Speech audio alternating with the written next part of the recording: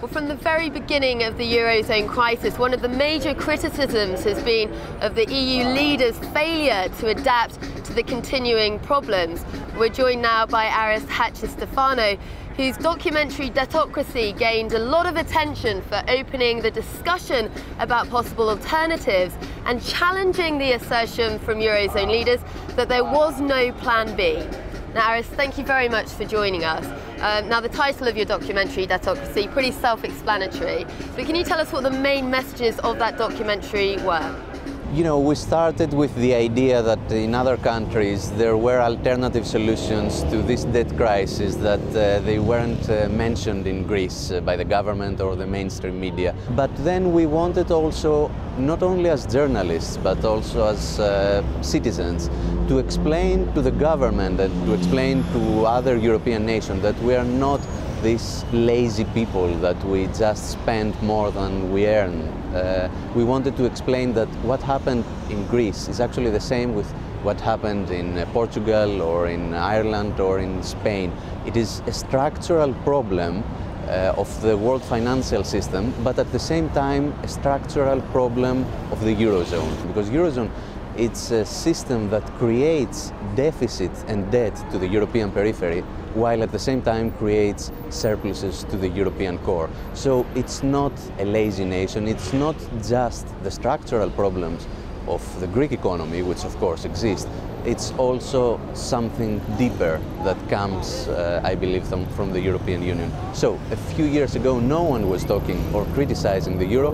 Now I think it's something like 30–35% that say we should leave the Eurozone, which is huge for Greece. What do you think is going to happen now in the country moving forward?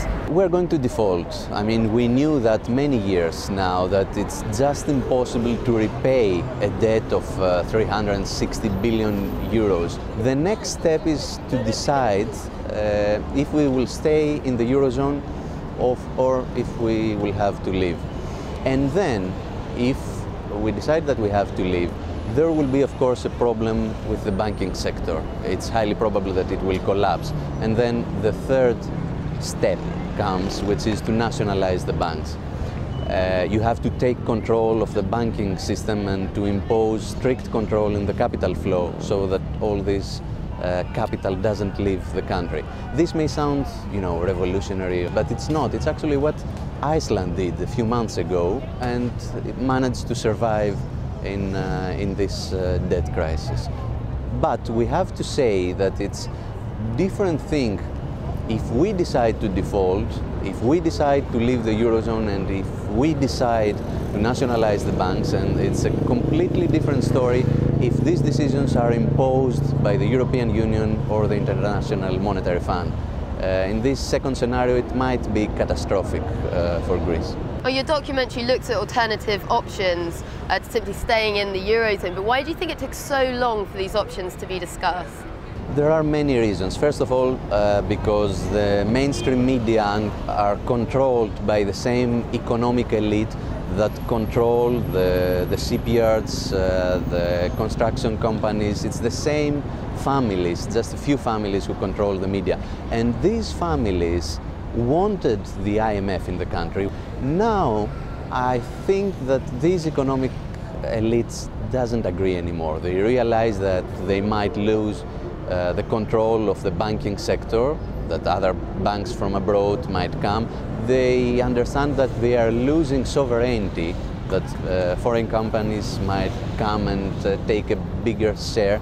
So it comes also from these economic elites that they realize that now they have to stop, they have to have a red line. And of course it's the people who realized after these months that the government was lying to them, that there is no solution with austerity, that we have to take more radical measures. Now, you know, whatever happens, it's going to be an incredibly tough road ahead. How do you people here feel about the future? People are afraid and they are blackmailed every day. They are saying to them that, look, if you don't accept what the Europeans are saying, if you don't accept the austerity measures imposed by the government and by the IMF, it will be hell. You won't have salaries for the next month. We will be outside the Eurozone and no one will lend us money. It's a everyday blackmail, so they are afraid. Now, Greece has been described as the problem child of the Eurozone, but here in the country, people actually feel that Greece has been made a bit of a scapegoat out of. Do you think that's a fair assertion? Yes, but at the same time, the Greek economy is, of course, the weakest link in the European periphery, so it was actually normal that all the problems would start from Greece. There are many structural problems in the Greek economy. Of course, these are not the problems that usually Europeans talk about. It's not that we are not paying our taxes or that we are not working enough. If you see the statistics from OECD, you will realize that we work more than any other European nation, that we have less vacation, and that in general we are paying our taxes like all the other people. People who are not paying the taxes is a very small percentage who earn most of the money. Greece has become tax heaven for a few and the tax hell for the majority of the population. This is the main problem, I think. And of course, there is also extreme defense spending, there is corruption and many other problems. Now, you know, we hear so much about these austerity measures, but can you actually tell us how these measures have affected people's lives here in Greece? You know, the Greek people are losing the rights that have gained in the 20th century as workers and employees. And it's not by coincidence that there are humanitarian organizations that used to work in sub-Saharan Africa, that they are now coming in Athens and they are saying that the capital of Greece is facing a humanitarian crisis. So that gives you an idea about what's going on. The minimum wage used to be 700 euros, now it's around 500 euros in just a few months. There are, for the first time after the Second World War, people who don't have enough money for food, which is something that no one would expect just 1 year ago. So this is the situation, and this was created by the austerity measures that were imposed by Brussels, Berlin and the Greek government. So you've got another documentary coming out that you're working on at the moment. Can you tell us what that's about? Yes, we believe that the next step when you live under economic occupation is that foreigners and Greeks, they will try to sell off the public property. And we are following examples in other countries, from United States to Russia or Germany or United Kingdom, where there were massive privatization programs that destroyed the social structure. We believe that it will be the next step in Greece. They will try to sell off everything. Now, when you speak to people here in Greece, it's not just the austerity measures that they're angry about, but the way that they feel they've had some of their democratic rights removed. I think that the Greek government, and I'm afraid probably the Greek state too, has lost the legitimacy, the democratic legitimacy that needs in order to stay in power. You should have been in this square just a few days ago during a national celebration where people were so angry against the politicians that they were attacking them actually in the streets. There was no member of the governing party that could walk in the streets. So you understand that this political system that was created after the end of the dictatorship in '74, it's actually like a zombie. It's dead and alive at the same time. The problem is that there's no alternative solution at the moment. The old system is dead, but the new is yet to be born.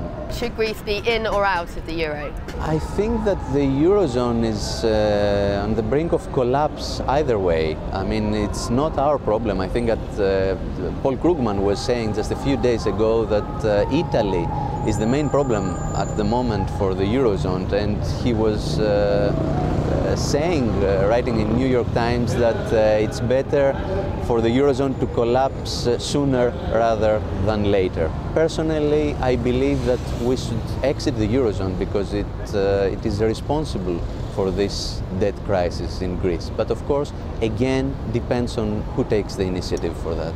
Now, when the Eurozone project started, it was seen as such an opportunity for countries like Greece, but are we now seeing that dream disintegrate?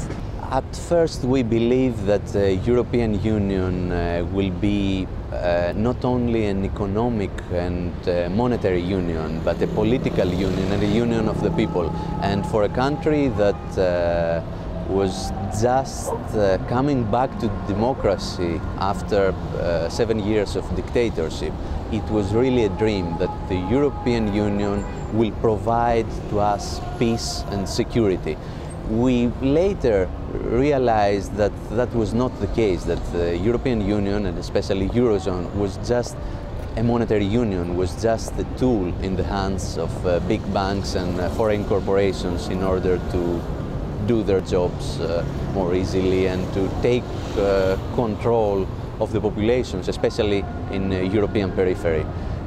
So what started as a dream, not only for Greece, I also believe for Portugal or Spain, this is changing and it is becoming a hell day by day, year by year. Thank you very much for joining us.